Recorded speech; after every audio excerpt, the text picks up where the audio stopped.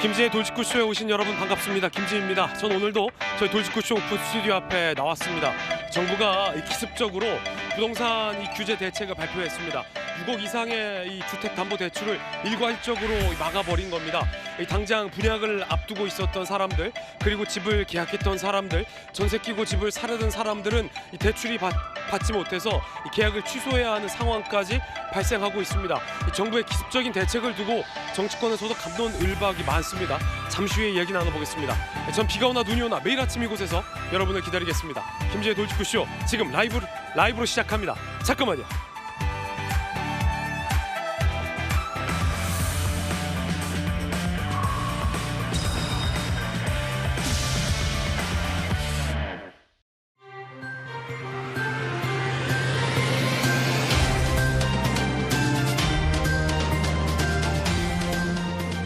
신문 읽어주는 남자입니다.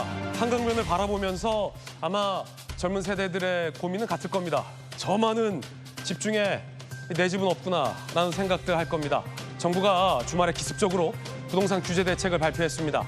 6억 이상의 집을 살 때 대출을 막아버린 겁니다. 이렇게 되면 현금이 많은 부자나 상속을 많이 받아서 원래 부자인 사람들만 집을 살 수 있게 되고, 나머지 성실한 직장인들은 대출받아 집을 살 수 없게 됩니다. 내 집 마련의 사다리가 없어졌다라는 논란도 일고 있습니다. 극약 처방입니다. 잠시 후에 이야기 나눠보겠습니다. 오늘 조간신문 4가지 키워드 준비되어 있습니다. 함께 보시죠. 먼저 첫 번째 키워드입니다. 첫 번째 키워드는 8명. 서울신문이 오늘 4면에 썼습니다. 8명의 정체는 뭘까요? 함께 보시죠. 업무 능력 검증 끝난 현역만 8명. 내각제 뺨치는 이 정부 1기 내각. 김민석 총리 후보자를 중심으로 정성호 의원이 법무장관에 지명이 되는 등 민주당 정부가 됐다라는 얘기 나오고 있습니다. 문체부와 국토부 장관 제외한 내각 인선이 완료됐습니다. 현역 의원 8명이 장관 총리 후보자로 지명이 된 겁니다. 이어서 다음 키워드입니다. 두 번째 키워드는 이겁니다. 시즌2 조선일보 4면입니다. 최장 150일 윤 부부 향한 적폐청산 시즌2가 시작됐다. 3대 특검 수사가 동시에 시작됐는데 조선일보는 이렇게 비판적으로 썼습니다. 자, 그런가 하면 이 윤석열 전 대통령 부부를 향한 비판적인 목소리도 있습니다. 수사받을 건 수사받아야 한다라는 목소리도 동시에 같이 나오고 있습니다. 이어서 다음 키워드입니다. 세 번째 키워드는 6억, 한국 경제 6면입니다.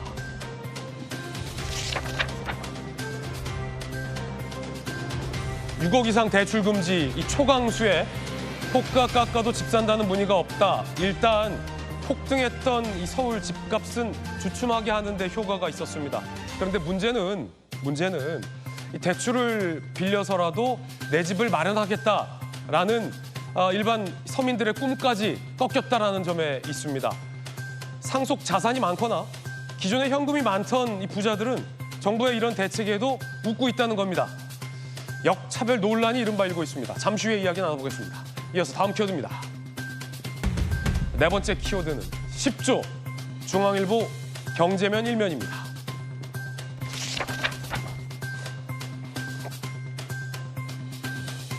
불닭의 질주, 10조 라면 된 삼양라면, 불닭볶음면의 전 세계 인기에 힘입어 삼양라면이 시가총액 10조에 도달했다라는 소식입니다. 식품사 최초라고 합니다. 잘 키운 불닭볶음면 하나가 전체 회사를 이렇게 먹여 살리는군요. 불닭 땡기네요. 지금까지 신문 읽어준 남자였습니다.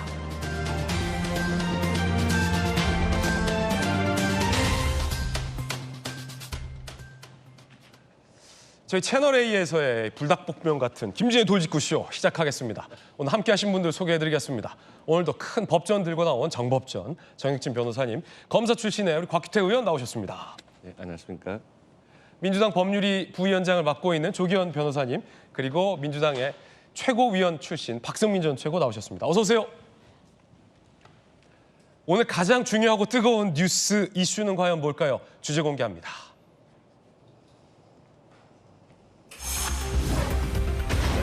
저 많은 한강변의 무수한 아파트 중에서 내 집은 과연 어디 있을까? 내 집은 정말 서울에 없는 걸까? 아마 이런 고민. 주말에 있었던 정부의 이 부동산 이 대출 규제로 많은 제 또래의 아마 이 젊은 부부들이 하고 있지 않을까라는 생각이 듭니다.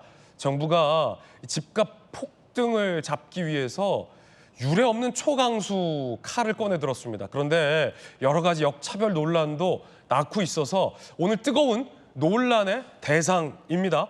초강력 부동산 대출 규제. 정부의 선택은 단기간에 공급을 할 수 없으니 대출을 일단은 틀어막겠다라는 대책이었습니다. 그런데 이게 과연 근본적인 대책이 될 수 있을까요? 함께 보시죠. 대출 금지.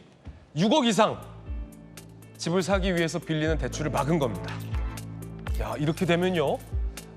이 서울의 이른바 부동산으로 뜨거운 지역이나 혹은 젊은 층들이 선호하는 뭐 학원가가 많다거나 지하철역이 있다거나라는 이 대부분의 이 서울의 좋은 부동산의 주택을 살 수가 없게 됩니다. 왜냐하면 이 주택값이 많이 올랐기 때문에 6억 이상의 대출을 받지 못하고서는 현금만 들고 있어야 살 수 있다는 겁니다. 고강도 대출 억제 조치가 깜짝 발표됐습니다.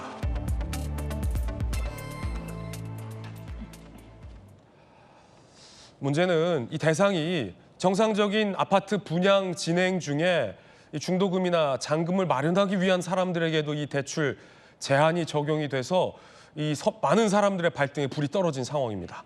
정부가 시중은행과 협의 없이 기습적으로 발표를 했습니다. 시중은행들도 혼란스러워하고 있습니다. 그러다 보니까 모바일로 비대면 대출도 일시적으로 다 중단이 됐고요. 이 전세 대출도 그 규모가 많이 축소될 수밖에 없어졌습니다.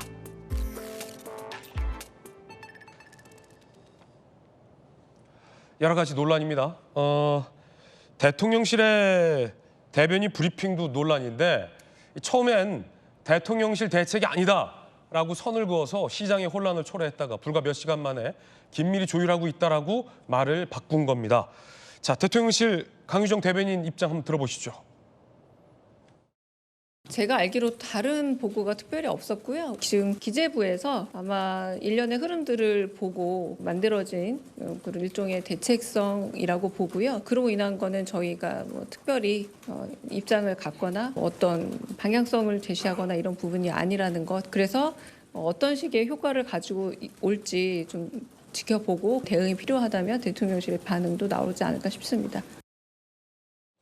여전히 대통령실은 이 규제 대책에서 한 발 떨어져 있는 듯한 입장을 내고 있습니다. 그러자 이 부동산 업계와 시장에서는 이 정부의 초강경 정책이 나왔는데 대통령실이 모른 채 하는 것이 말이 되느냐라는 논란도 일고 있습니다. 자, 여기까지가 지난 주말에 긴박했던 상황인데 야당에서는 이 대책에 대해서 굉장히 비판적으로 보고 있습니다. 현금 부자들, 원래 부자들, 집에 돈이 많은 사람들만 집 사라는 얘기다.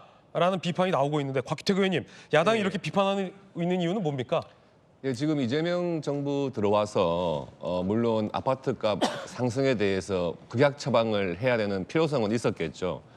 그리고 대책을 마련하기 위해서는 조금 시간도 필요했을 걸로 이해가 됩니다만은 네네. 그래도 두 가지 측면에서 상당히 조금 문제가 있다고 보여져요. 조금 전에 보셨지만 지금 이렇게 중요한 정책을 내면서 뭐 금융위원회에서 단독으로 한 것처럼 대통령실이나 정부와는 협의가 없었던 것처럼 그렇게 이야기를 하면서 좀 혼란을 줬고요. 또 두 번째는 이 실수요자들에 대해서는 어느 정도 시간 유예가 필요했던 것이 아닌가 생각이 들거든요. 부동산 계약이라고 하는 게 뭐 하루아침에 계약하고 돈 주고 하는 계약이 아니지 않습니까?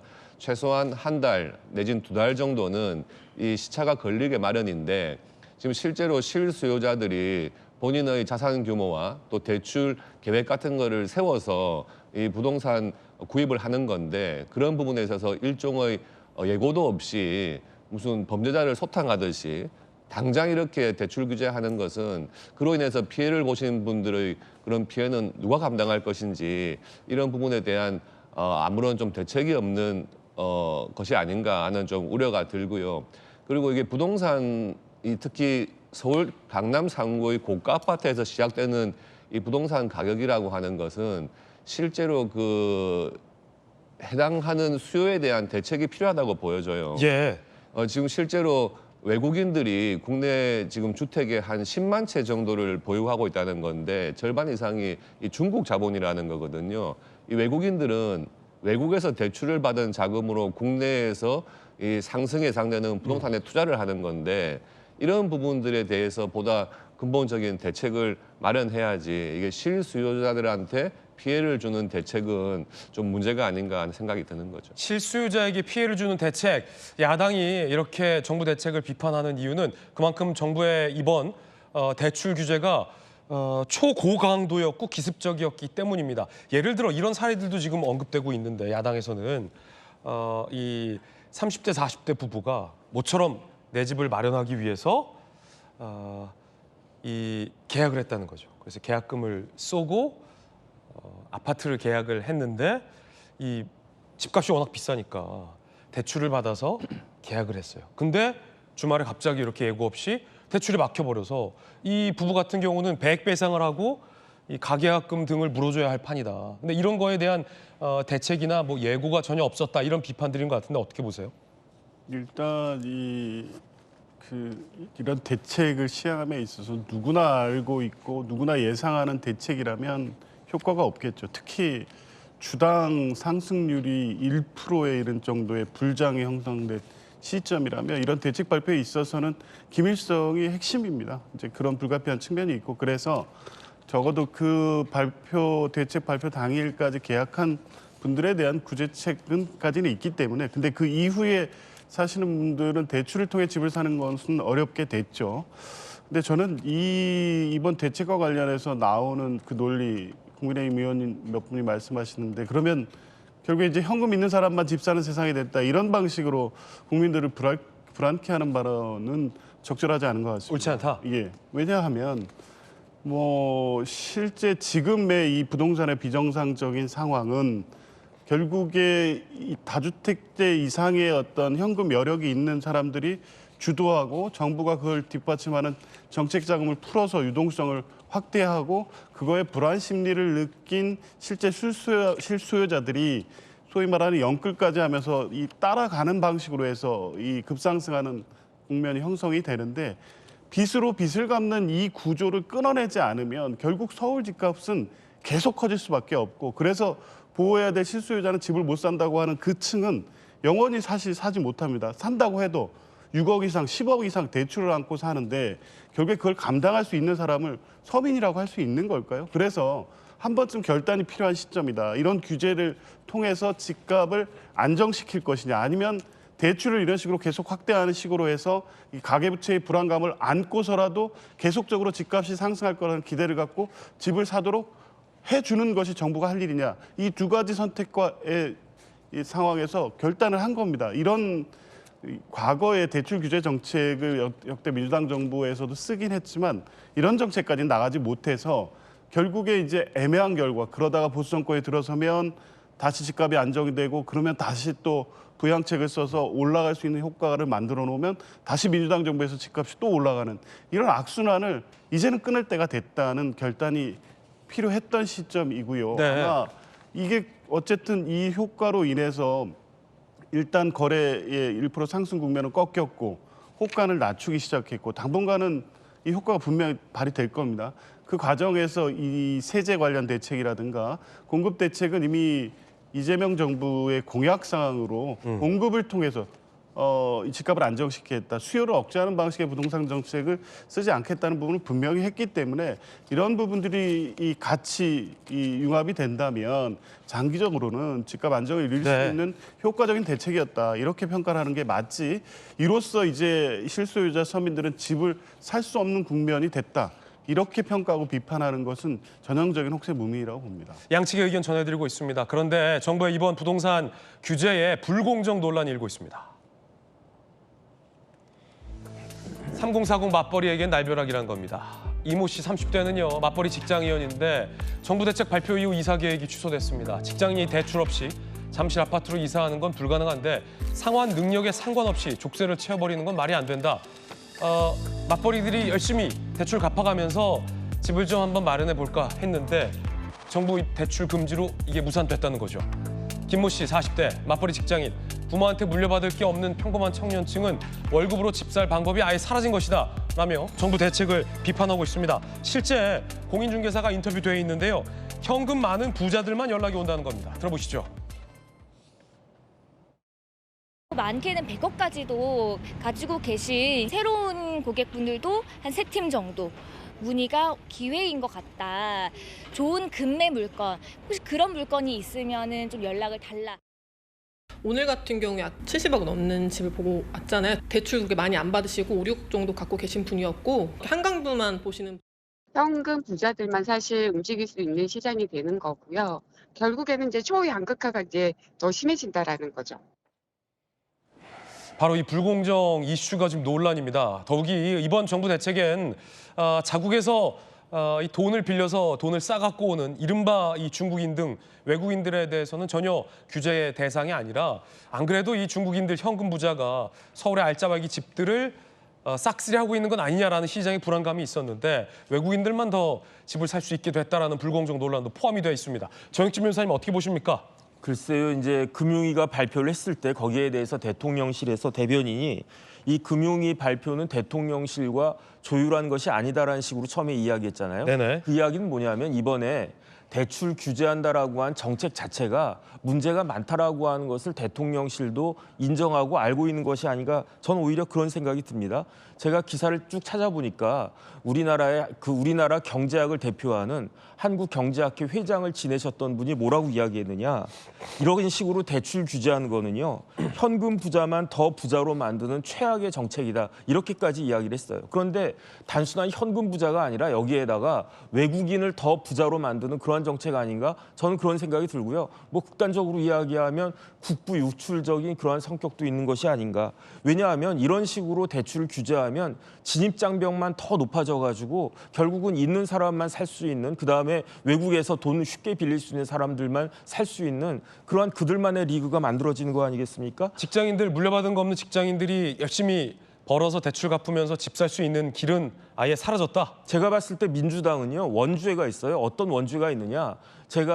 저는 한 20몇 년 전에 집을 샀었거든요. 그때 집값은요, 강남 집값이 30평에 3억도 안 됐었단 말이죠. 그런데 갑자기 집값이 2배 이상으로 확 뛴 게 언제였느냐. 노무현 정권 때 집값이 확 뛰더라고요. 그리고 난 다음에 또 집값이 언제 뛰었느냐. 문재인 정권 때 이때 노무현 시즌2라고 해가지고 그때 2배 뛰었던 집값이 그 2배 이상으로 또 뛰더라고요. 예. 그러니까 이제는 이재명 그 정권이 이제 민주당 정권 아니겠습니까? 또 민주당 정권이 딱 들어오니까 저만 해도 학습 효과가 생기고 기대 효과가 생기는 거예요. 지금 막 이렇게 돈 많은 사람들이 집을 싹쓸이 해가지고 집값이 오르느냐? 그게 아닙니다. 지금 민주당 정권이 되니까 이번에 또 집값이 오르겠네라고 생각하면서 원래 집을 갖다가 처분하려고 생각했던 사람들이 다 집을 갖다 걷어들인다는 거 아니겠습니까? 그러니까 공급이 줄어드니까 그러니까 집값이 오르는 건데 왜 민주당 정권에선 이렇게 부동산 특히 강남 집값이 오르는가? 그거는요. 시장을 정부가 이길 수 있다라고 생각하니까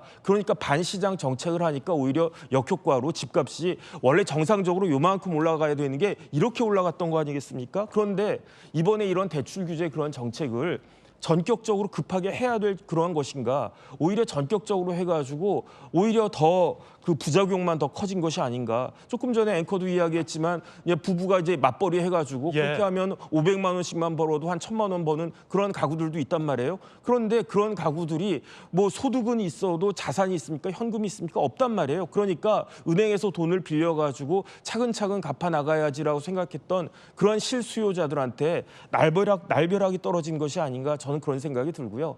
어쨌든 이재명 정권은 실용주의적인 정권이라고 했으니까 한 가지는 확실하게 기억해야 된다. 그건 뭐냐면은 아무리 정부가 애를 쓰고 뭐 별짓을 다 해도 시장을 이길 수 있는 정부는 없다. 이것만 알고 여기에 따라서 좀 중장기적으로 제대로 된 대책과 정책을 만드는 것이 꼭 필요할 것이다. 그런 생각 듭니다. 대통령실에 보고가 안 된 정책, 우리 대책이 아니다라고 대통령실이 선을 그은 것과 관련해서도 지금 논란이 일고 있는데 이 정도 초강력 부동산 대출 대책이 금융위에서 나가는데 대통령실이 모를 수 있느냐 이거거든요. 박성민 최고 어떻게 보십니까? 네, 뭐 일단 대변인실에서 공식적인 공지를 통해서 긴밀하게 조율을 하고 있다라는 입장이 추가적으로 또 나갔잖아요. 네. 그렇기 때문에 그 입장으로 가름을 해주시면 될 것 같고 앵커께서 말씀해주신 대로 이 정도의 부동산 대책이고 정책이라고 한다면 대통령실에서 몰랐을 리는 없다. 그리고 관계 뭐 주무비서관실에서도 저는 알았을 거다. 그러니까 최소한 미리 보고는 있었을 거다라는 생각은 들고요. 다만 아마 그런 취지가 아니었나라고 생각합니다. 뭐 대통령실에서 주도적으로 어떤 내용의 디테일을 제안해서 이 정책이 발표됐다라기보다는 이 관계 부처에서 시장의 흐름을 살펴보다가 부동산이 너무 불장으로 가고 이거 심상치 않고 초기 대응이 중요하니 이런 안을 마련하겠다라는 그 주도성이 좀 정부 부처에 있었던 게 아닌가 그런 취지의 브리핑이 아니었나라고 저는 이해를 하고요. 네. 뭐 지금 상황에서 너무 뭐 과한 것 아니냐라는 비판이 있지만 오히려 저는 그런 비판을 이재명 정부의 부동산 대책에 말씀을 하실 게 아니라 오세훈 서울시장의 그 토지거래 허가고요. 그거 해제했다가 재지정했다가 그거 한 달 만에 번복하지 않았었습니까? 네. 그때 집값이 정말 거의 뭐 불에 기름 부었다라는 정도로 많이 올랐었거든요. 그 여파도 분명히 존재를 했습니다. 그렇기 때문에 오히려 지금 상황에서 그렇게 끝없이 오르던 이 부동산 시장의 여러 가지 이제 문제들, 가격들을 좀 바로 잡아야 되는 상황이었다라고 생각을 하고요. 대출을 규제함으로써 이 시장에 자금이 유입되는 형국을 어느 정도 일시적으로 차단하는 효과는 저는 단시간 내에 빠른 효과를 낼 수 있는 좋은 정책이다 이렇게 보고 있기 때문에 물론 이것이 전부가 될 수는 없고 뭐 신도시 정책이라던가 공급 대책이라던가 이런 부분들까지도 종합적으로 고려가 되어야 되겠습니다마는 지금 상황에서 부동산 불장이 계속 이어지고 있던 상황에서는 필요한 대책이었다라고 생각합니다. 예, 극약 처방, 말 그대로 극약 처방이라는 건 현 여권과 정부도 동의하고 있는 내용입니다. 이제 앞으로 서울에 집을 사려면 현금으로 얼마를 가지고 있어야 살 수 있는지도 정리가 됐습니다. 함께 보시죠. 자, 아파트 매입 시 필요한 현금 한번 볼까요? 서울 평균에서 기존에는 4.4억 현금만 있어도 대출받아 할 수 있었는데 향후에는 평균 8.6억을 현금으로 들고 있어야 살 수 있습니다. 성동 10.4억, 10억 4천이 현금으로 있어야 성동에서 집을 살 수 있고 송파에서는 15억 7천을 현금으로 들고 있어야 집을 살 수 있습니다.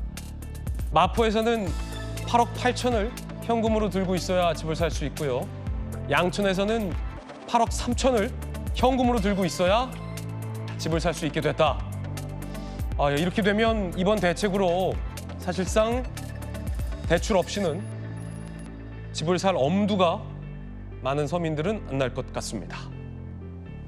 곽태규 님 어떻게 보십니까? 지금 가격표들이 쭉 나왔는데 예. 야 이게 뭐 8억 6천 현금이 이게 가격표가 이제 되게 올라갔네요. 예, 규제를 하더라도 이렇게 6억 이상 대출 금지 이런 식의 일률적인 규제는 규제를 하는 정부 쪽의 편에 따른 규제예요. 사실 실수요자를 고려한다면 보다 정치한 대책이 나와야 되는데 네. 뭐 시간이 없어서 정부가 새로 들어왔기 때문에 극약 처방으로 어쩔 수 없이 이런 부분으로 지금 넘어가려고 하는 부분이 있지만 그래도 정부가 시차를 두고 공급 대책부터 시작해서요. 그리고 아까 말씀드린 그런 외국인 자본에 대해서도 실제로 국내에서 수입이 신고되거나 또 국내에 일정 기간 이상 거주한 외국인만 국내에서 주택을 구입할 수 있는 그런 제도적인 보완 장치라든지 이런 것들을 같이 마련을 해나가야 되거든요. 지금 이렇게 일률적인 규제 6억 원 뭐 이상 대출 금지 이렇게 해버리면 그에 따라서 영향을 받는 실수요자들이 피해를 당장 보게 되고 예를 들어 이 집이 없는 3040 부부들은 저 지역에서 집을 사려면 생활비 내고 애들 키우면서 저축하면서 10억을 현금으로 모아야 집을 살 수 있다는 못 건데 사는 거죠. 사지 말라는 뜻이죠.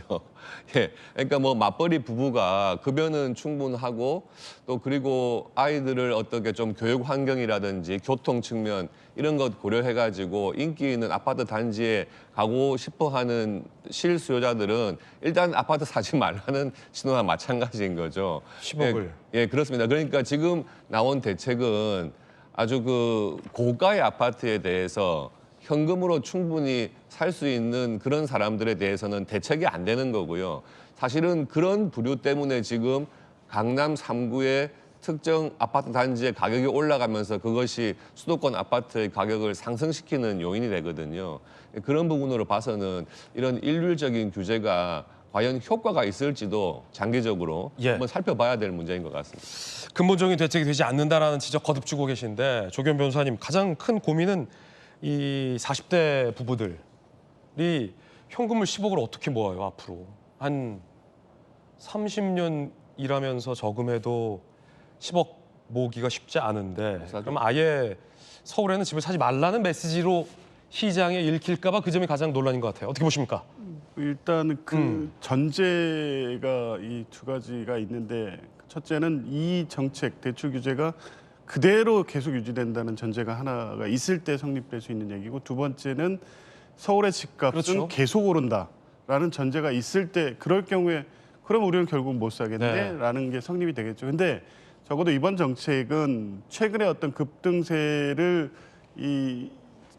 억제하기 위한 이 긴급한 대책이라는 측면이 있고 한시적 대책일 것이다. 그렇죠. 그런 것도 있고 구조적으로는 서울의 집값을 안정시키는 정책 방향 하에서 이게 추진이 된다고 하면 이제 그렇게 우려할 문제냐. 오히려 이런 식으로 계속 집값은 오르고 그러면 계속 대출을 늘려가면서 집을 살 수밖에 없는데 그런 방식의 이 시장이 형성되는 것이 오히려 실수요자들 또 이 직장인들 이 맞벌이 부부들에게 수도권 서울 지역의 주요 지역에 집을 살 수 있는 기회를 주는 것이냐. 그게 서울에 사는 일정 정도 소득 이상의 실수요자들의 삶의 어떤 질을 보장하는 것이냐. 이 근본적인 문제를 봐야 될 것 같습니다. 이제 지금 정부의 기본적인 방향은 이번 대출 규제를 통해서 대출을 통해서 집을 계속 사는 악순환. 그래서 집값이 다시 상승시키고 또 어느 시점이 되면 그 유동성을 가지고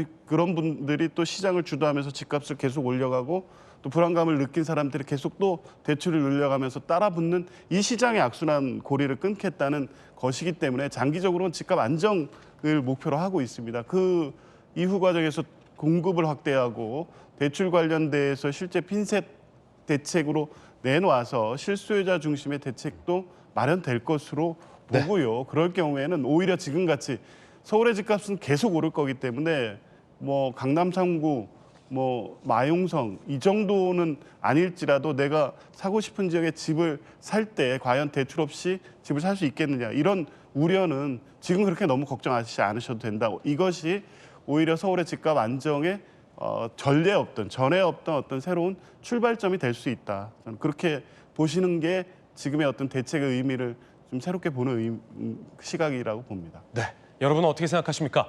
자, 이번엔 저희가 준비한 다음 순서입니다. 오늘 뉴스가 많은데요. 이 3명에 관련된 뉴스는 꼭 아셔야 할 것 같습니다. 오늘의 핫피플 3인방을 공개하겠습니다. 먼저 첫 번째 주인공은요. 핫피플 나경원 의원입니다. 나경원 의원이 정부를 향해 김민석 총리 후보자의 인선을 취소하라며 철야 농성에 나섰습니다. 함께 보시죠. 김민석 총리 후보자 지명 철회, 법사위원장 반환 촉구, 철야 농성 돌입, 범죄 혐의가 명백한 후보자를 총리로 내세운 건 국회에 대한 모욕, 명백한 의회 독재다라며 나경원 의원이 철야 농성에 나서고 있습니다. 들어보시죠.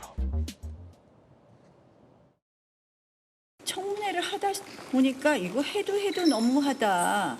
정말 이게 국민의 상식이라든지 눈높이에 너무 벗어나는 총리다. 어떤 것 하나도 요건에 충족되지 않기 때문에 지명 처리하는 것이 맞다라는 것을 국민들께 조금 더 설명하고 싶어서 이렇게 농성을 하게 됐고 3가지로 정리를 했는데요. 배추 총리, 그다음에 장농 총리, 스폰 총리 후보자는 안 되겠다. 민주당이 아프긴 아팠나 봅니다. 민주당 의원님들 한번 지금 김민석 총리 후보자가 여러분들이 입장이 바꿔져서 우리가 이런 후보자를 내놨을 때 선뜻 동의해 주실 수 있는지 한번 생각해 봐 주시기 바랍니다. 청문회도 이틀 지나가면서 그냥 그렇게 구체적인 의혹에 대한 명쾌한 해명 없이 진행되나 보나 했는데 나경원 의원이 이 철야 농성을 하기 시작한 겁니다. 그러면서 야당 국민의힘 의원들도 동참하고 있다고 합니다. 자, 정혁진 변호사님, 지금 나경원 의원이 세 가지를 얘기했어요. 배추 총리, 장농 총리, 스폰서 총리. 이게 무슨 말입니까? 글쎄요, 뭐 일단은 뭐 배추 투자해가지고 한 달에 450만 원, 지금 450만 원이 아니고 거의 한 20년쯤 전에, 10여 년쯤 전에 450만 원이니까 굉장히 큰 돈 아니었습니까? 이게 차라리 배추가 아니라 무슨 배추 기업에다가 투자를 갖다 했던 건가? 뭐 일단 그런 생각이 들고요. 그다음에 돈이 계속 나오잖아요. 어디서 나오느냐? 장롱에서 돈이 계속 나오는 거 아니겠습니까? 그러니까 누가 봐도 이거는 뭐 스폰서가 있는 것이 아니냐 이런 의심을 할 수밖에 없다는 취지로 나경원 의원이 말씀을 갖다 하신 것 같은데 뭐 틀린 말씀은 제가 봤을 때 별로 없는 것 같고요. 그다음에 김민석 후보자가 이런 것들에 대한 의혹을 제대로 해명도 못한 것 같은데 그럼에도 불구하고 국민의힘이 무력할 수밖에 없는 것이 아닌가. 나경원 의원이 저렇게 철야 농성 해봤자 달라질 것이 뭐가 있겠는가. 일단 그런 생각이 드는 게 그 이유는 제가 봤을 때 두 가지인데요. 첫 번째는 일단은 의석수가 뭐 거의 한 절반밖에 안 되는 전체 그 300석에 한 3분의 1 정도밖에 안 되는 의석으로 할 수 있는 것도 없는데 지금 봤을 때 더 심각한 건 뭐냐면 국민의힘이 107석밖에 없다라고 하는 거는 모든 사람들이 다 알고 있는 거지만 더 국민의힘이 무력하게 느껴지는 것은요. 그럼에도 불구하고 국민의힘이 저런 그 소재가 있음에도 불구하고 국민들의 지지를 받지 못하고 있는 정당이기 때문에 더 무력하게 보이는 것이 아닌가 저는 그런 생각이 듭니다. 그래서 다음 총선 때까지는 계속 107석으로 유지될 수밖에 없을 텐데 그래도 그나마 빨리 환골탈퇴해가지고 국민들의 마음을 조금이라도 더 얻어야지 그 막강한 그 정부를 견제할 수 있을 것이 아닌가 그런 생각이 듭니다. 그러니까 정혁진 변호사님의 설명에 따르면 나경원 의원이 밝혔던 이 배추 총리, 장농 총리, 스폰 총리는 이 불법 정치자금 의혹과 관련해서 전혀 재산의 증식 과정이나 아니면 대출의 상환 과정이 해소되지 않았다라는 뜻으로 철야 농성을 벌이고 있는 거다라는 풀이로 이해가 됩니다. 나경원 의원이 철야 농성을 하지만 여권에서는 김민석 총리 후보 인준 움직임을 가져가고 있습니다.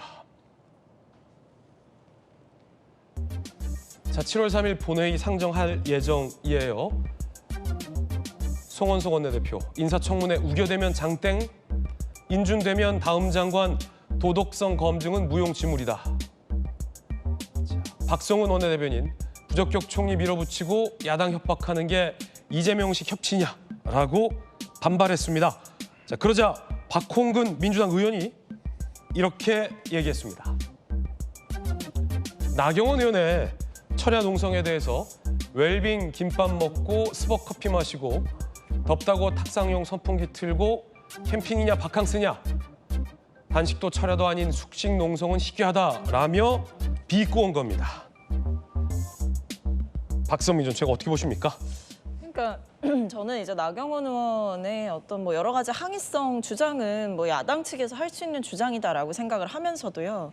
결과적으로 보면 전 나경원 의원의 저런 농성 이런 움직임은 결국 차기 당권을 노리고 하는 움직임이다라고 생각이 듭니다. 왜냐하면 이제 국민의힘도 지도 체제를 정비하지 않습니까? 전당대회 열고 뭐 지금 4파전이 될 거다, 3파전이 될 거다 여러 예측이 있는데 그중 한 명이 이제 나경원 의원이 후보로 나설 거다라는 거거든요. 그렇기 때문에 저는 어떤 지금 총리에 대한 청문회가 다 끝난 상황에서 그리고 사실상 국민의힘 의원들이 결정적인 한 방을 날리지 못했던 그런 상황을 국민들께서 모두 다 지켜보셨는데 이 상황에서도 아직까지도 뭔가 김민석 총리를 트집잡고 흠집 내면서 여러 가지 이야기를 하고 있다는 것 자체는 저는 결국 지지자들에게 눈도장을 찍기 위함이다 이렇게 보고 있습니다. 이건 결국 차기 당권을 노린 모종의 행보인 것이다 이런 생각이 들어서 뭐 농성을 하시겠다라고 한다면 말릴 재간은 없습니다만 과연 그것이 진정성이 있는 행보인가 혹은 지금 야당의 중진 의원이 꼭 해야 하는 행보인가에 대해서는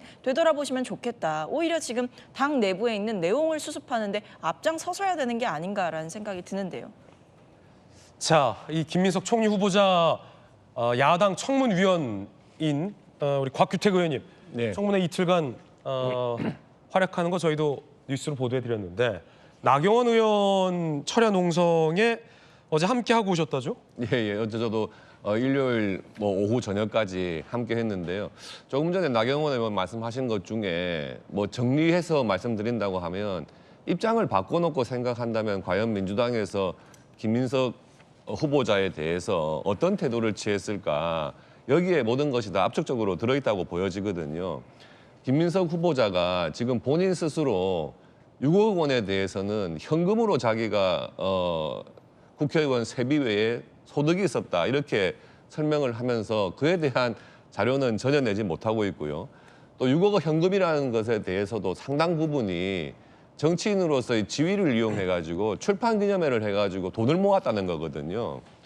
이게 지금 김민석 후보자가 한 18년 동안의 정치에서 그 갭이 있는 분인데 1996년도에 국회의원 시작했다가 한 18년 정도 쉬었다가 2020년부터 국회의원으로 들어왔죠. 그 과거의 행태를 하고 있는 구태 정치인의 표본처럼 보이는 거예요. 그러니까 이런 분에 대해서 과연 국민의힘에서 비슷한 주장을 하거나 그런 분을 후보자로 내세웠다면 과연 민주당에서 이 청문회의 문턱을 넘을 수 있었을까 하는 생각이 들거든요. 그러니까 지금 민주당에서 다른 청문위원들도 김민석 후보자의 그런 주장, 뭐 현금 6억 원을 벌어들인 방법 이런 것에 대해서 옹호하는 말씀은 아무도 안 하세요. 다만 그 문제를 제기하는 뭐 주진우 의원을 공격한다든지 또 나경원 의원의 저런 농성을 폄훼한다든지 이런 메신저를 공격할 뿐이지 김민석 후보자가 제시한 해명에 대해서 누구도 그 해명이 맞다 이렇게 말하는 분은 없거든요. 이런 것을 봤을 때 김민석 후보자만큼은 이분은 총리로서의 자격이 없는 분이다 하는 생각이 들 수밖에 없는 거죠. 예. 자, 곽규택 의원님 의견인데요. 그런가 하면 장관급 자리에 김경수 전 지사를 내정한 걸 두고 야당의 안철수 의원이 이렇게 비판했습니다. 마치 러브버그처럼 전과자는 전과자끼리 붙나 봅니다. 라는 비판을 했는데 요즘 뭐 러브버그가 많죠? 그 러브버그에 비유를 했어요. 어떻게 보십니까, 조기현 변호사님? 뭐 안철수 의원이 소속된 정부 정권에서 복권해 주신 거 아닙니까? 복권이라는 건 결국 정치 활동을 재개할 수 있다는 것이고요. 이재명 대통령의 판단으로 특히 지방 균형 발전, 지방의 성장을 위해서 꼭 필요한 인사라는 판단이 있었기 때문에 한 건데 죄송합니다. 그걸 저렇게 최근에 뭐 이렇게 문제가 되고 있는 저런 러브버그와 같은 거에 비유해서 하실 말씀인가 싶습니다. 좀 과하다, 비유가. 그렇죠. 중진 의원이시면 비판을 할 수 있습니다. 뭐 근데 저런 식으로 전과자라는 표현을 쓴다거나 러브버그에 비유해서 비판하거나 좀 격에 맞지 않는 비판인 것 같고요. 오히려 이제 그 내용에 있어서 과연 뭐 김경수 전 지사가 지방시대 위원장으로서 그 역할을 하는 게 맞느냐, 지금 이제 그런 것이 이 중심에 어떤 서게 될 과제냐, 뭐 이런 비판을 하신다면 중진다운 그리고 야당다운 비판이라고 수용할 수 있겠는데 저렇게 세간에 그냥 이 말장난 같은 식의 비판을 하는 것은 적절하지 않은 것 같고요. 한번 지켜보시죠. 지금까지 역대 어떤 정부에서도 지방 균형 발전을 위한 노력을 해왔지만 적어도 이재명 정부가 바라보고 있고 추진하려고 하는 것은 준비된 것이 그 역대 정부에서 해온 것 이상이기 때문에 아마 김경수 위원장을 통해서 실질적인 어떤 지역 균형 발전을 이뤄낼 수 있을 것이다. 그 성과를 보고 다시 한번 평가할 수 있는 시간이 되신다면 오늘 어제 이런 평가가 좀 무색해지는 결과를 내올 수 있을 것으로 봅니다. 러브버그 비유는 좀 과했다. 러브버그는 좀 과했다. 그런가 하면 법무부 장관의 친명계 좌장인 정성호 의원이 내정이 됐는데 정성호 의원이 최근에 조국 전 장관의 사면 복권을 주장했었습니다. 들어보시죠. 하나의 사건인데 그 배우자가 받았던 형, 그다음에 조국 그 대표가 받았던 형, 그 자녀들은 고졸로 전락해버리고 뭐 대학원도 취소되고 했지 않습니까? 전체적인 양형이 너무나 불공정한 거거든요. 형벌의 균형성의 측면에서 그러니까 정치적인 고려 말고 조국 대표나 그 가족이 받았던 형들, 그 처벌들 이런 게 다른 일반적인과는 너무나 불균형한 거 아니겠습니까? 너무 과도했죠, 사실.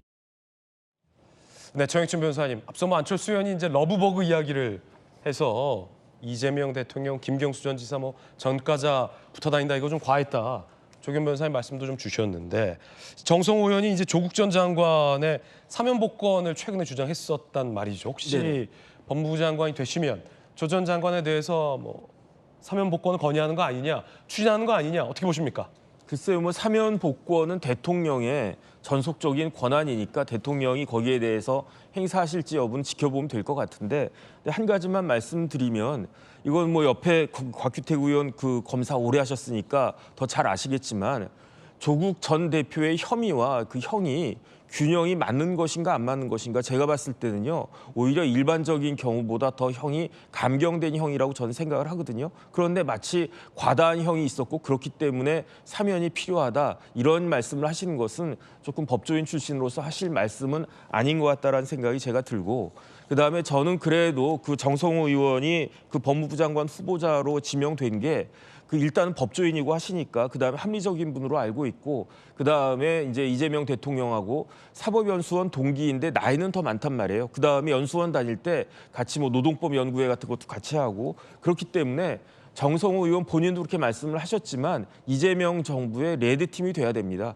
그 윤석열 정부에서는요 레드팀이 없었어요. 그 원희룡 그 후보가 뭐 레드팀 역할을 한다고 했었는데 그거 못하지 않았습니까? 그러니까 이런 사단이 난 것이 아닌가. 그러니까 정권의 건강성을 위해서라도 레드팀은 반드시 그 필요하고 그 역할을 정성호 의원이 해줬으면 좋겠는데, 무엇보다도 사면보다도 정성호 의원이 더 먼저 건의해야 될 건요. 제가 봤을 때 하루빨리 특별감찰관 임명하라고 대통령한테 건의한 것이 필요한 것이 아닌가, 저는 개인적으로 그런 생각이 듭니다. 자, 물론 이 박성민 최고, 정성호 의원이 조 전 장관의 사면 복권의 필요성을 말한 것과 또 이제 법무부 장관으로 대통령이 지명을 한 것 사이에서의 어떤 연관성을 찾기는 아직은 어려워요. 그렇죠. 그리고 이제 뭐 정치인으로서 여러 가지 이제 사면의 필요성에 대해서 바깥에서 이제 이야기를 하는 것과 국무위원이 돼서 대통령의 뜻을 함께 이제 보면서 그것을 향해서 가는 그런 역할은 좀 다른 거죠.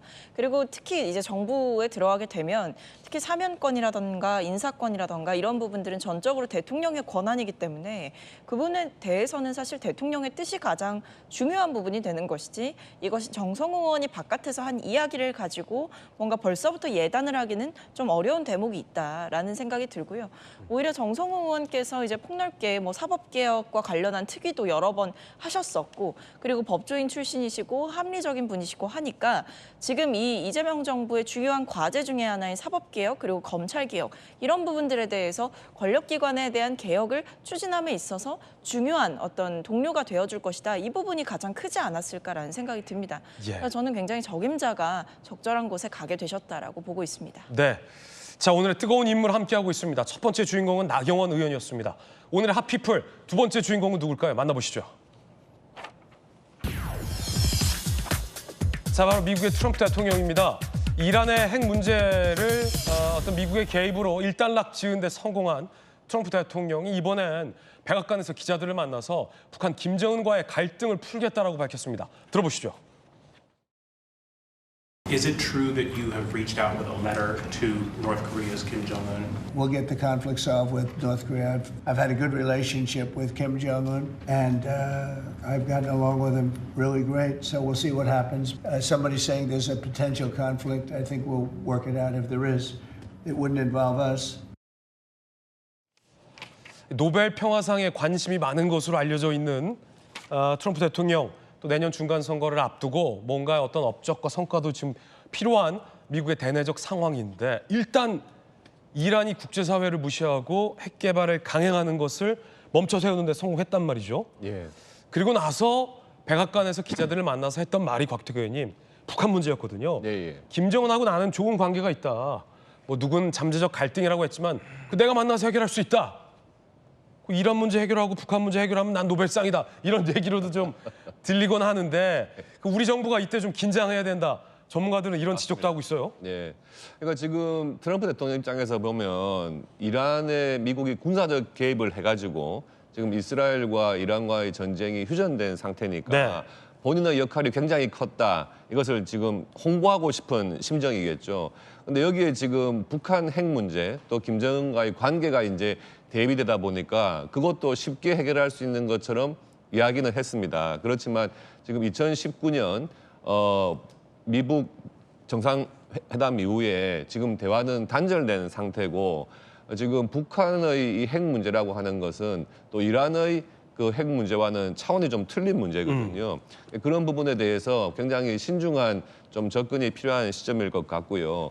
우리 입장에서는 네. 지금 북한과 또 미국이 우리 정부, 우리 국민의 어떤 의사를 뛰어넘는 그런 제외시킨 그런 상태에서의 어떤 대화 이런 것에 대해서도 상당히 우려를 하고 있는 상황이고 더더군다나 이란의 케이스처럼 뭐 무력 사용 이런 것은 원천적으로 배제해야 될 해결 방법이기 때문에 이란의 그런 상황에서의 미국 그리고 트럼프 대통령의 역할과는 차원이 다른 문제다. 그래서 굉장히 신중하게 그리고 우리 정부와의 사전 대화를 통해서 북한과의 어떤 이런 핵 문제를 풀어나가야 한다는 자세를 좀 미국 대통령께서 좀 감안하셔야 될 것 같습니다. 네, 2018년 이 문재인 정부가 남북 정상회담과 북한의 어떤 비핵화 협상을 했던 것과 2025년 지금의 상황은 다릅니다. 그 사이 북한은 이미 더 핵을 고도화해서 사실상 핵 탄두를 보유하고 있는 상황이기 때문에 과연 이게 말로 협상을 해서 북한 김정은이 이미 개발한 핵무기를 스스로 없앨 것이냐 라는 건 매우 더 어려워진 과제인데 지금 궁금한 게 조경 변호사님, 그러니까 문재인 정부는 당시에 북한이 비핵화를 할 수 있을 것이다라고 의지를 믿었는데 이재명 정부는 과연 북한이 비핵화를 할 것으로 보느냐에 대해서 과연 어떤 입장을 갖고 있는지 상당히 좀 중요해졌거든요. 어떻게 보십니까? 원칙적으로 한반도 비핵화는 이 대북 정책의 기본적인 목표이고 이게 바뀌지는 않았죠. 다만 이제 현실적인 여러 가지 외교적 상황을 고려했는데 그래서 이제 미국 트럼프 정부의 입장이 중요한데요. 네. 사실상 트럼프 대통령은 북한을 실질적 핵 보유국으로 인정하는 취지의 발언을 계속 해오고 있습니다. 그러면 이후에 북한과의 관계 개선에 나선다고 하더라도 2018년, 19년 당시에 완전한 비핵화, 불가역적 상태까지 가는 비핵화는 좀 다른 양상으로 전개될 가능성이 있다는 것을 분명히 우리 정부도 인지하고 있다고 보여지고요. 다만 그렇다고 하더라도 궁극적으로는 한반도 비핵화 실현을 위한 어떤 단계적 접근을 할 수밖에 없다. 아마 그 트럼프는 일단은 이 북한 김정은 체제가 핵을 갖고 있다는 것을 인정한 전제에 의해서 추가적인 핵 프로그램을 동결시키는 대가로 대북 제재를 완화하는 방식으로 1차적으로 접근을 해서 김정은과의 어떤 표면적 관계가 상당한 진전이 있음을 보여주는 어떤 성과에 집착할 가능성이 높습니다. 그 다음에 이어지는 과정은 역시 북한이 지속적으로 요구하는 것은 핵을 갖고 있는 이유도 그렇고 체제 보장 아니겠습니까? 그러니까 그 추가적인 협상 과정에서 비핵화 문제를 다뤄갈 수 있지 않을까 조심스럽게 전망해 보고요. 아마 그런 부분에 대한 긴밀한 협의를 이재명 이 대통령과 트럼프 대통령 사이에 할 기회가 아마 조만간 있지 않을까 싶습니다. 당장에는 뭐 통상 현안은 중요하지만 한미 관계에 있어서는 이 동맹을 축으로 해서 북한을 어떻게 관리할 것인가도 가장 중요한 외교적 과제 중에 하나이기 때문에 두 분이 만나신다면 향후 북한의 핵 문제를 어떻게 할지 대북 관계를 어떻게 정리할지에 대한 것도 중요한 의제가 될 것으로 보고 아마 지금 트럼프 대통령과의 어떤 회담을 추진하고 있기 때문에 그 과정에서 이후 이 정부, 이재명 정부의 대북 정책 또 비핵화 관련된 입장이 미국 당과 어느 정도 정리될 것으로 봅니다. 네, 여야 모두 이 북미 향후 협상 과정에서 대한민국이 패싱돼서는 안 된다라는 위기감에는 공감하고 있는 것 같습니다. 두 분 말씀 들어보니. 자, 북한이 손을 내밀고 있는 트럼프 정부를 향해서 냉담한 반응을 보였습니다. 날강도라는 겁니다. 노동신문, 적대 세력들 지난 10여 년간 사상 초유의 극악한 제재 봉쇄 책동에 매달렸다. 유럽, 중동 충돌과 세계 혼란, 미국과 서방의 날강도적 주권 침해 때문이다. 라고 현재는 북한은 날강도라고 굉장히 날선 반응을 보이고 있어서 당분간은 글쎄요, 트럼프 대통령과 김정은 간의 만남은 쉽진 않아 보입니다. 뜨거운 인물 함께하고 있습니다. 세 번째 주인공 만나보시죠. 세 번째 주인공은 조시은 해군 소위입니다. 이 여군 소위의 정체는 과연 누굴까요? 만나보시죠. 연평해전 영웅 아버지의 뒤를 이은 딸. 대한민국 해군 제2연평해전 승전 23주년 기념행사를 가졌습니다. 고 조천영 상사의 딸 조시은 소위가 아버지의 뒤를 잇고 있어요. 조천영 상사는 제2연평해전 발발 당시 이 조시은 소위는 생후 4개월이었습니다. 그런데 무럭무럭 자라서 올해 3월 해군 장교로 임관이 됐습니다. 아버지와 선배 전우들의 뒤를 이어 숭고한 희생을 잊지 않고 사명을 완수하겠다라고 밝혔습니다. 들어보시죠. 저희 아버지는 2002년 제2연평해전 당시 전사하셨습니다. 100일밖에 되지 않은 저에게 아버지에 대한 기억은 없습니다. 자랑스러운 저희 아버지의 뒤를 이어 중학생 때부터 저의 꿈이었던 해군의 길을 선택하게 되었습니다. 앞으로 더욱 단단하고 국민들이 나라를 믿고 맡길 수 있는 든든한 장교가 될 수 있도록 최선을 다해 노력하겠습니다. 감사합니다. 이 정영진 변호사님, 사실은 아버지에 대한 기억이 없을 거예요. 조시은 소위는. 왜냐하면 아주 생후 4개월 어릴 때 젖먹이일 때 아버지가 전사하셨기 때문이잖아요. 네네. 그런데도 불구하고 만나본 적이 없는, 기억이 나지 않은 이 아버지의 뒤를 이어서 평생의 꿈을 꿨고 아버지의 뒤를 이어서 해군이 됐습니다. 얼마나 자랑스럽습니까? 어떻게 보십니까? 글쎄요, 저 개인적으로 뭉클하네요. 네. 23주년 됐으니까 25에서 23 빼면 몇입니까? 2002년이에요. 2002년 6월 29일 한 10시 25분경에 교전이 시작됐다라고 했는데 2002년 6월에 뭐가 있었냐면요. 월드컵이 있었어요. 우리나라에서 월드컵이 있었어요. 그다음에 우리나라 선수들이 굉장히 잘해가지고 막 16강, 4강 막 그렇게 올라가지 않았습니까? 그래서 저 제2의 연평해전이 있었던 6월 29일에 어떤 경기가 있었느냐. 우리나라하고 터키하고 사이에 3, 4위전이 있었고요. 네. 그다음에 6월 30일에 그 독일과 브라질 사이에 결승전이 있었습니다. 온 나라가 막 흥분하고 막 들떠 있고 그런 때였는데 그날 아침에 그 북한이 선제 공격해가지고 꽃다운 우리 장병들 여러분이 이제 전사하지 않았습니까? 그때 좀 전에 봤지만 저 조시은 소위가 100일밖에 안 됐다고 그랬었어요. 그러니까 아버지에 대한 기억이 전혀 없을 겁니다. 그럼에도 불구하고 저렇게 꿋꿋하게 잘 자라줘가지고 우리나라를 지키는 해군 소위가 됐다라고 하니까 누구보다도 하늘에 계신 아버지가 굉장히 자랑스러워할 것 같고요. 저 포함해서 많은 사람들이 굉장히 뭉클하게 감동을 받지 않았나 싶습니다. 사실은 이 연평해전뿐만 아니라 제2연평해전도 있었고요. 서해교전도 수차례 있었고요. 또 이 천안함에서 전사한 우리 장병들의 유가족들과 이 어린 자녀들 문제도 있습니다. 그래서 사실은 우리 정부가 이렇게 나라를 지키기 위해서 순국한 우리 전사자들의 남은 가족들을 성심성 있고 돌보는 일에도 소홀히 하면 안 된다는 생각도 해봅니다.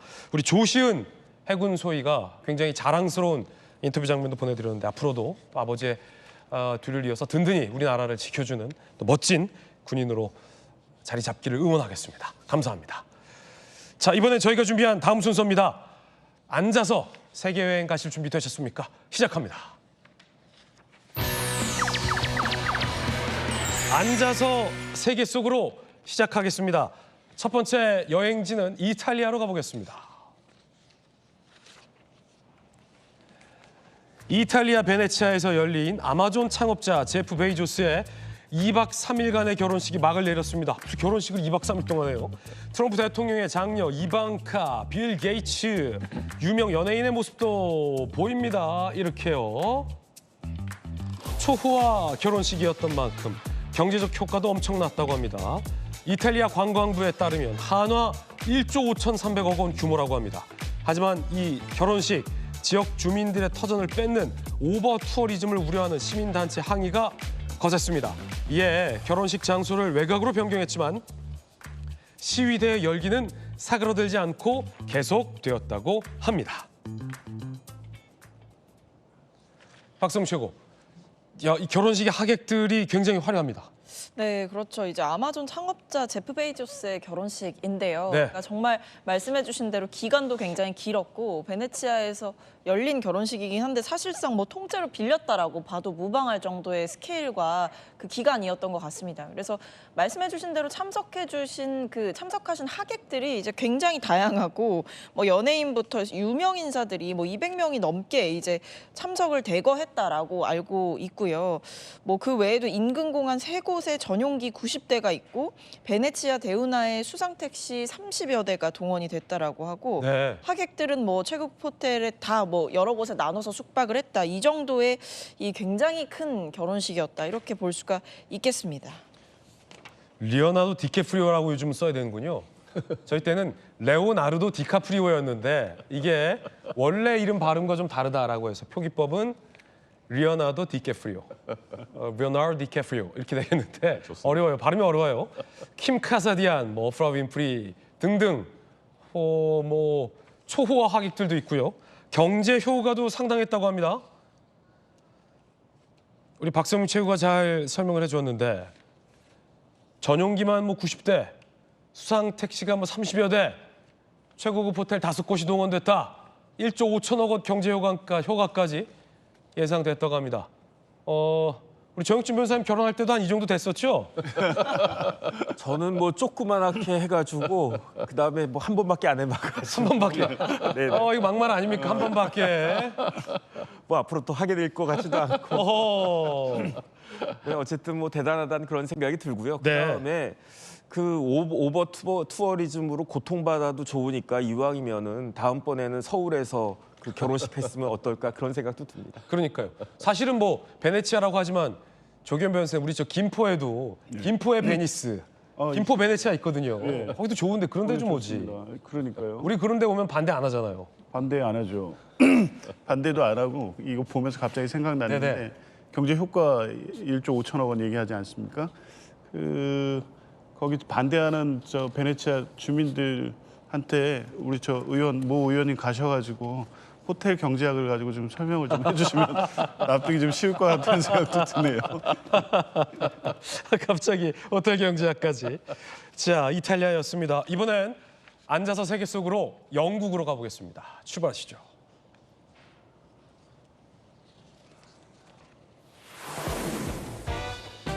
밝고 생기 넘치는 느낌의 꽃무늬 드레스. 전 세계적으로 사랑을 받는 인물인 영국의 고 다이애나 왕세자비가 생전에 즐겨 입었던 옷이라고 합니다.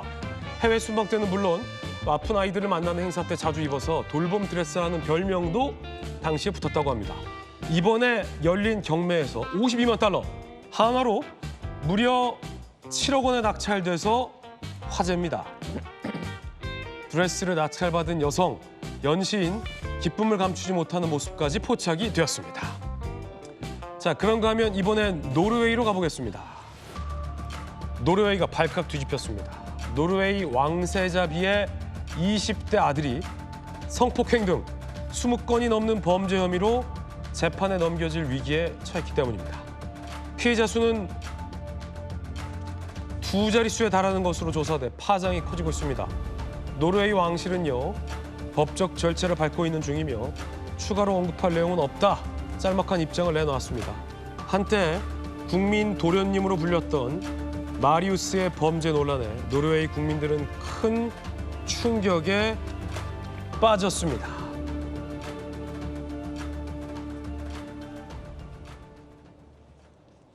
마리우스 보르그 회이비, 노르웨이 왕세자비의 아들인데 자, 성폭행 3건, 성적 모욕 4건, 상해 2건, 학대 재물손괴 협박은 각각 1건 등 범죄 혐의만 23건에 달한다라고 합니다.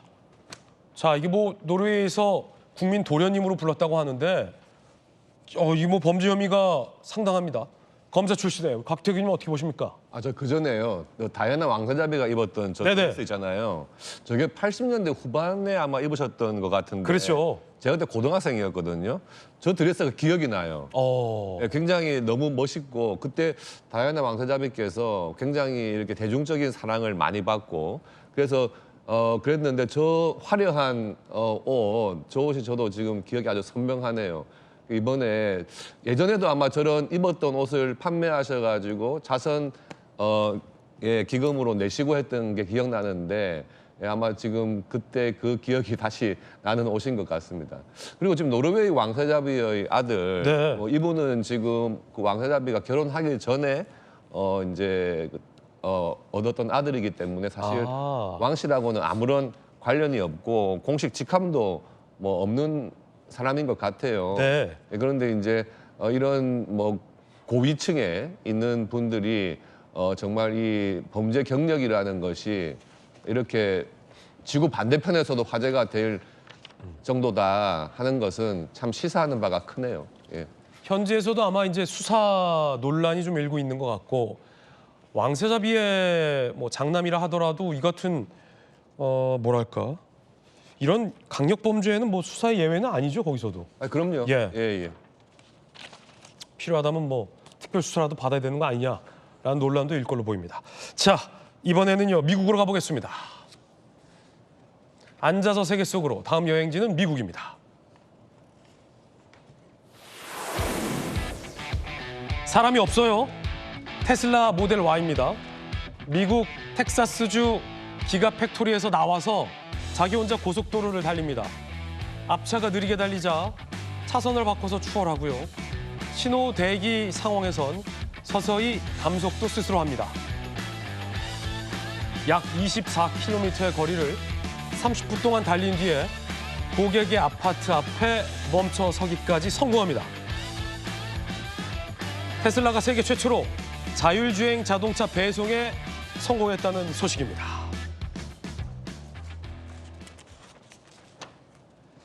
자, 저희 중에 뭐 유일한 테슬라 오너인 정익진 변호사님. 네네. 테슬라가 지금 공장에서 나와서 구매한 소비자 집 앞까지 스스로 간 거예요?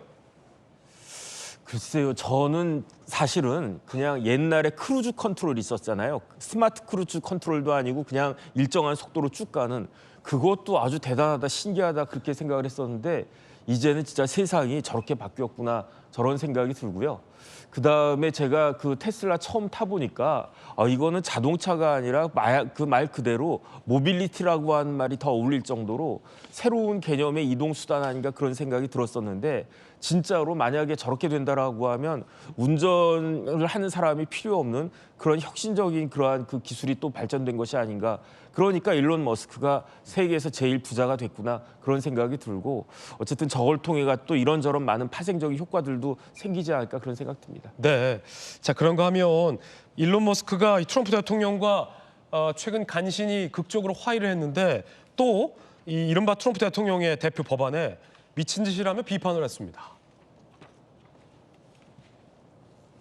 머스크 미친 짓도 비판, 감세 법안 등 하나의 크고 아름다운 법안 상원 첫 관문 통과했는데 일론 머스크가 수백만 개 일자리를 파괴하고 막대한 전략적 피해를 초래할 것이다. 완전히 미친 짓이고 파괴적이다. 박채고 또 싸우겠는데요?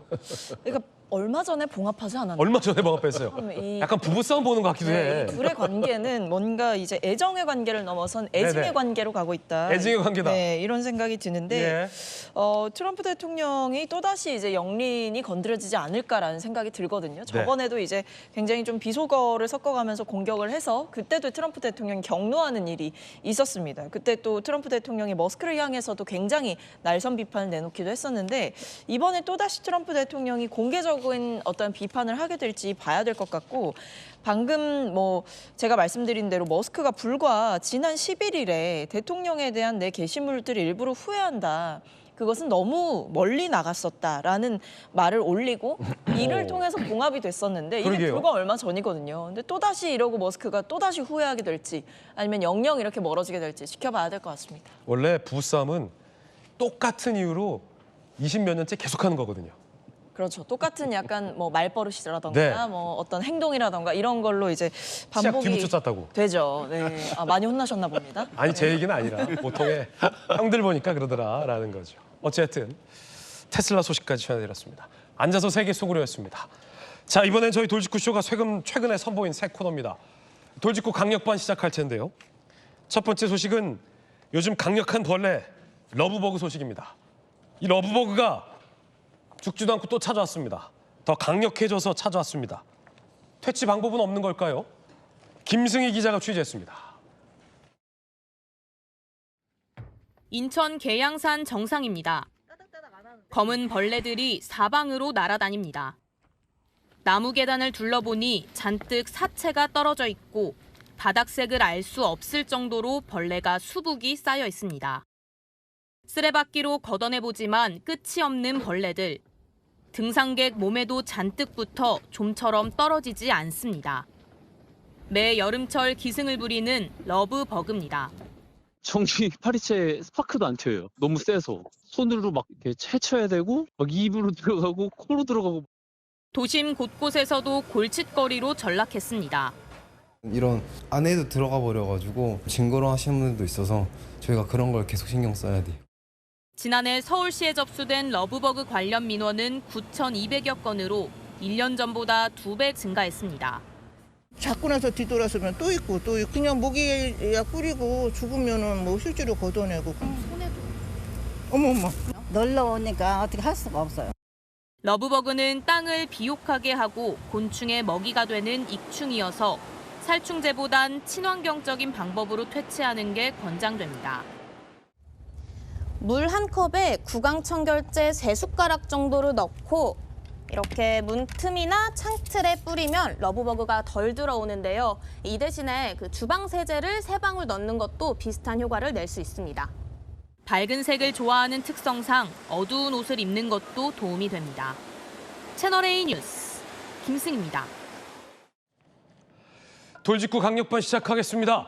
강력 사건들의 단서를 강력하게 풀어줄 수 있는 강력한 남자, 강력반장 배성훈 범죄 프로파일러 모셨습니다. 배 반장님, 러브버그가 돌아왔습니다. 강력해졌습니다. 예. 근데 이제 문제가 이게 네. 익충이라는 겁니다. 해충이 아니에요? 해충이 아니라는 거죠. 그러니까 저기에 함부로 이제 그 농약이라든가 이런 걸 쓸 수가 없다는 겁니다. 그러니까 아까 기자님도 말씀하신 것처럼 들어오지 못하게 막는 정도, 그리고 물을 뿌리는 정도, 피하는 정도가 최선이다. 만약에 함부로 농약을 쓰면은 그 다음에 생태계 교란은 사실 어려운 부분이 있다. 근데 좀 징그럽죠. 징그럽죠. 징그러운 부분이니까 좀 피하거나 아니면 좀 이렇게 좀 치우는 정도가 아직까지는 최선이다. 7월 정도면 자연히 사라진다. 네. 지금의까지의 얘기 같습니다. 지금 저거 보시면 계양산 등산로에 아스팔트가 포장돼 있다는 거예요. 나무에. 근데 생각해 보니까 나무에 아스팔트를 포장하진 않잖아요. 그렇죠. 정체가 저게 다 러브버그라고 합니다. 러브가 쌓여 있는 건데요. 근데 아직까지는 저거를 어떻게 해야 될지 방법을 못 찾은 것 같습니다. 네. 그러니까 뭐 치우는 정도까지는 되는데, 근데 조금 더 다른 형태의 어떤 방제는 필요한 것 같습니다. 네. 이게 아무리 해충이 아니라고 하지만 저렇게 많으면 해충급 아닐까라는 생각도 듭니다. 러브버그 퇴치법 정식 명칭은 붉은 등 우단 털파리. 파리였어요? 파리입니다. 아, 파리였구나. 모양은 조금 비슷한 것 같기도 하지만. 네. 근데 옷을 좀 가급적 어두운 색 옷을 착용해 갖고 좀 못 다가오게 하는 정도가 최선 같고요. 오늘 배 반장님 위아래 하얀색 정장 입고 오셨네요. 저는 아닌 것 같습니다. 이렇게 입으면 달라붙는다. 예, 달라붙는 거고. 예. 어두운 색을 착용하시라고 합니다. 네. 어두운 옷을 입으면 사람 몸에 좀 덜 달라붙는다라는 꿀팁까지 전해드렸습니다. 자, 본격적인 강력 사건 하나하나씩 풀어보죠. 첫 번째 사건의 단서입니다. 자, 편의점 같은데요. 뭔가를 소지하고 있어요. 이게 뭘까? 영상 입수됐습니다. 함께 보시죠. 지난 14일 서울 노원구 한 여성이 손에 흉기를 든 채 걸어갑니다. 편의점에 들어가선 흉기로 위협합니다. 직원에게 급기야 담배를 뺐습니다.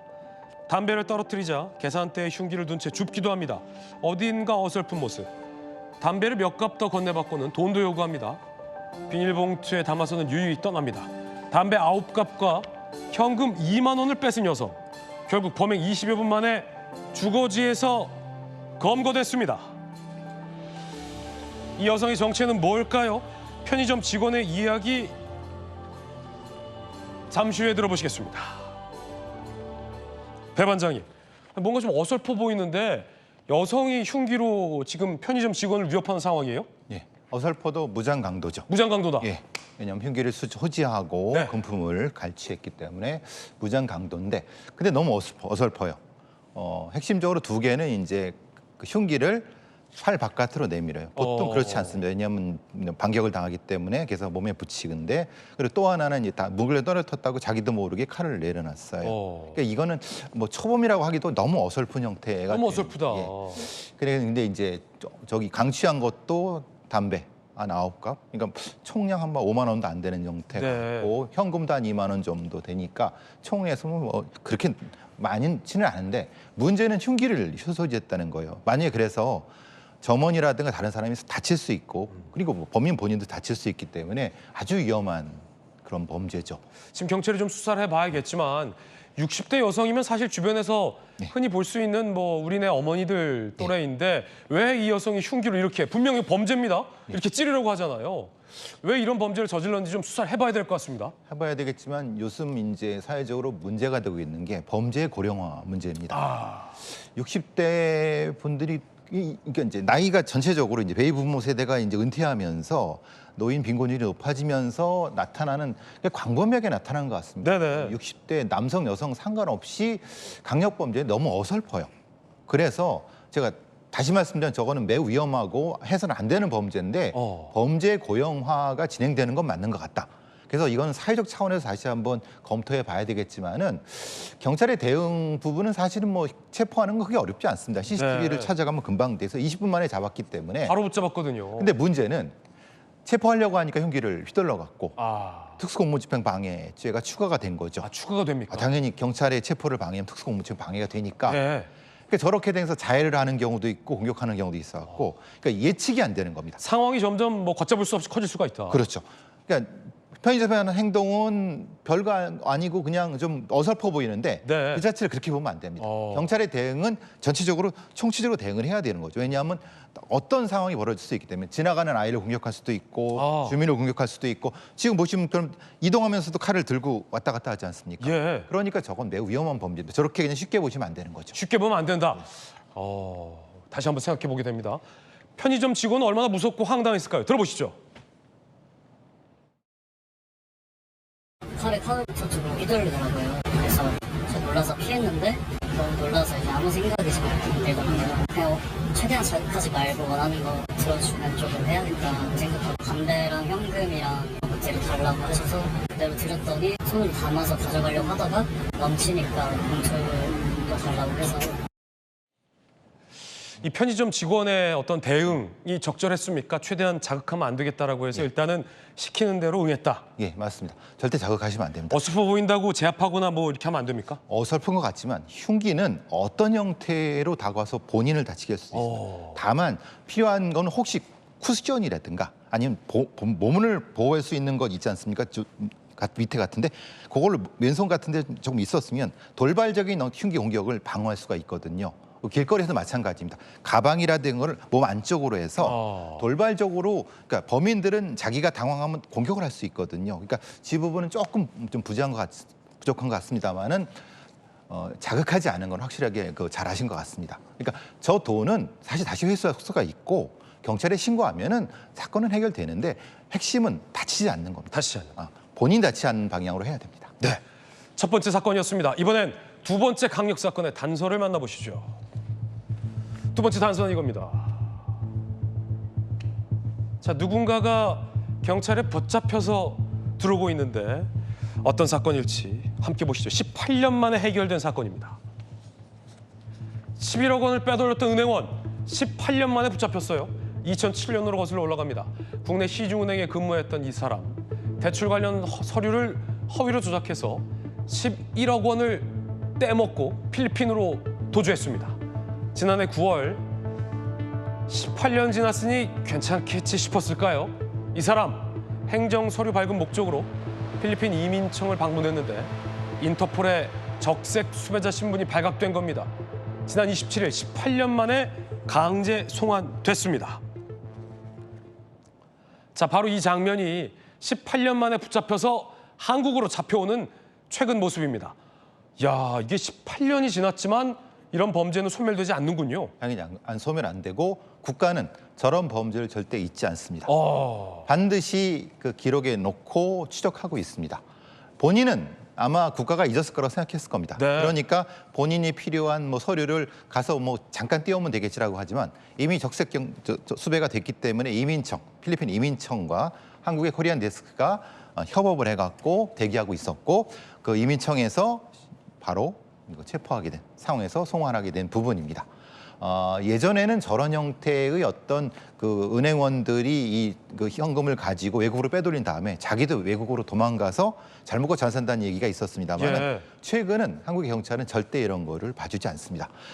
작년만 해도 송환한 게 400명이 넘습니다. 그렇군요. 예, 특히 이제 동남아 쪽으로 도망가 있는 어떤 범죄자들은 적극적으로 공조를 통해서 송환할 계획으로 알고 있습니다. 영화 보니까 마동석 씨 같은 반장님들이 가서 잡아오던데. 예, 코리안 데스크랑 협력. 거기 계신 분이 코리안 데스크고. 그게 코리안 데스크잖아요. 예, 그 안에 있고 마동석 씨 같은 분이 가서 네. 협업해서 잡아오는 형태가 되죠. 동남아 이런 곳에 범죄 조직들이 많이 도피하잖아요. 예. 그 동남아 국가들하고 우리 한국 경찰하고 공조는 잘 되는 편입니까 요즘? 예전엔 잘 안 됐습니다. 네. 근데 이제 한국의 위상이 높아지니까 그들도 우리를 무시 못하는 거죠. 그리고 북한의 위상이 좀 줄어들면서 상대적으로 우리나라의 위상도 많이 협조가 되는 네. 겁니다. 이런 인터폴 적색 수백 같은 경우는 뭐 공소시효랄지 이런 게 잘 없나 봐요. 공소시효는 없죠. 왜냐하면 우리나라 공소시효와 연결이 되니까. 근데 문제는 공소시효 자체를 가지고 우리가 계속 추적하고 있다는 걸 알려줘야 됩니다. 그래야지 그들이 다른 데 도망가다 잡을 수 있죠. 네. 그러니까 필리핀한테 섬이 많기 때문에 섬에 콕 박혀 있으면 잡기 힘들거든요. 뭔가 우리가 액션을 한다는 걸 보여줘야지 움직이고 잡고 이런 방식이 되는 겁니다.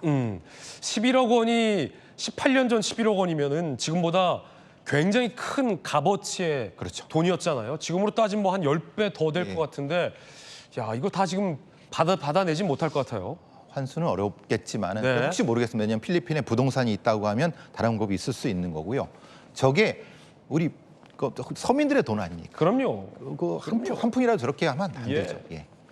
요즘에 그 6억 이상 대출도 막혀서 얼마나 힘듭니까? 현금 10억 있어야 집을 산다는데 그때 당시 11억이면 얼마나 큰 돈입니까? 절대 저거는 우리가 잊지 않고 반드시 잡아서 환수해야 되겠습니다. 네. 강력 사건 함께하고 있습니다. 이번엔 돌직구 강력반 세 번째 강력 사건의 단서 만나보시죠. 자, 뭘까요? 결국 피해자가 어떤 사건일까요? 지난달 20대 여성들의 집에 몰래 들어가서 속옷을 훔치던 남성 기억하십니까? 영상 보시죠. 지난달 27일 경북 안동 아파트 3층과 4층 사이 복도 창문에서 남성이 이렇게 쏙 몸을 빼냅니다. 이게 뭐예요? 아슬아슬하게 아래층으로 내려오더니 3층 집의 베란다를 향합니다. 베란다 창문을 열고 남의 집 안에 재빠르게 침입하기까지 걸린 시간은 15초였습니다. 당시 가스배관 등 지지대가 없어서 굉장히 위험천만한 구조였는데 자, 이렇게요. 과연 이 남성 뭐 하려고 남의 집에 침입했을까? 집안 영상도 확보가 됐습니다.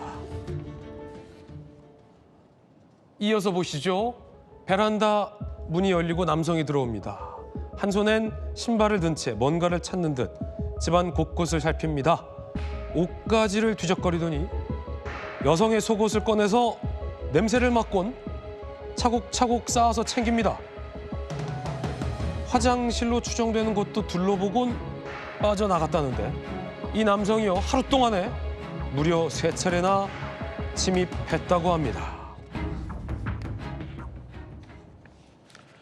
이 남성의 범행의 정체 함께 살펴보시죠. 배 반장님, 이 남자 왜 이러고 있는 겁니까? 특수절도, 범죄는 특수절도인데 저거는 범죄 분류로는 성범죄입니다. 성범죄입니까? 물품 음란증이라고 합니다. 저거 속옷만 훔쳐간 거예요?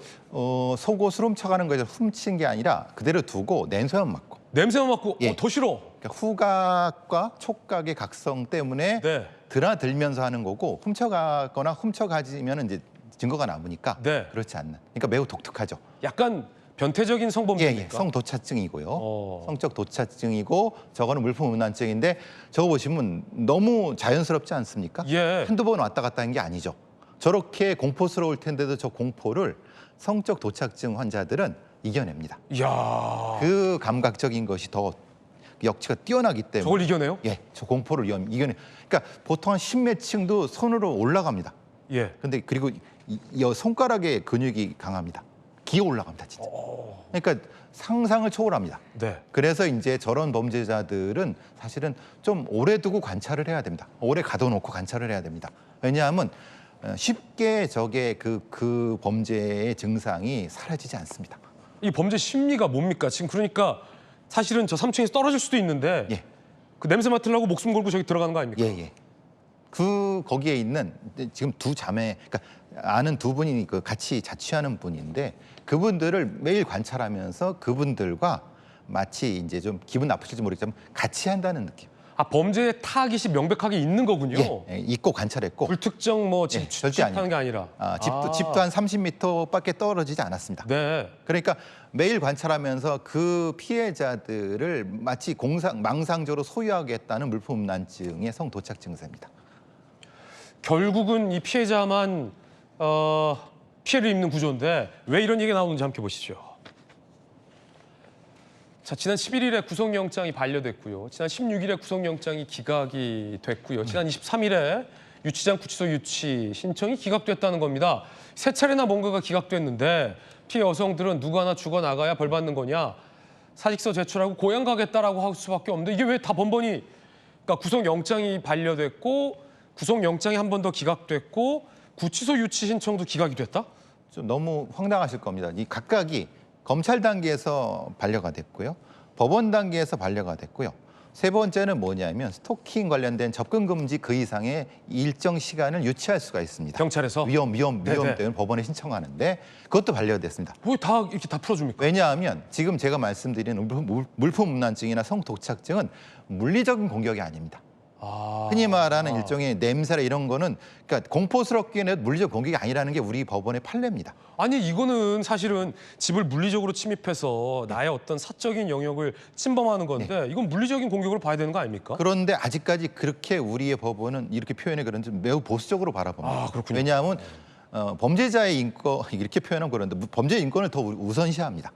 그래서 피해자들이 분노하는 거죠. 누가 하나 죽어나가야지 우리가. 그래서 피해자들은 다 직장도 그만두고 집으로 가겠다는 거죠. 그런데 그렇게 된 이유가 그 범인이 판사님 앞에서 약속을 했다고 합니다. 내가 절대 안 하겠다고. 절대 안 하겠다. 그 약속을 어떻게 믿습니까? 그러니까 보증을 못하죠. 네. 근데 우리는 그거밖에 못합니다. 그러니까 구속영장 발부와 기각 둘밖에 없습니다. 그래서 외국에서는 중간에 무슨 조치가 필요하다. 그러게요. 그러니까 말하자면 일종의 뭐 중간에 다른 어떤 주간 유치라든가 아니면 야간 유치라든가 아니면 뭐 뭘 채운다든가 이런 조금 좀 전향적인 정책이 필요한데 아직은 우리 그게 없기 때문에 법원에서도 사실은 기각과 발부 둘밖에 없다는 것도 한계인데 물리적인 형태의 공격이라고 생각하지 않는 것도 사실은 저는 사실 많이 불만입니다. 네. 야, 이거 뭐 딸 키우는 아빠 입장에서 상당히 좀 불안해지는 소식이었습니다. 저희들은 60초 광고 보고 돌아오겠습니다. 잠시 후에 뵙죠. 네, 돌직구 강력반까지 전해드렸습니다. 잠시 후 아래 주소에서 김지의 더 라방 시작됩니다. 못다한 이야기 라방에서 또 뵙고 이야기 전해드리겠습니다. 잠시 후에 뵙겠습니다. 오늘 하루는 분명 어제보다 나을 겁니다. 좋은 하루 되십시오. 고맙습니다.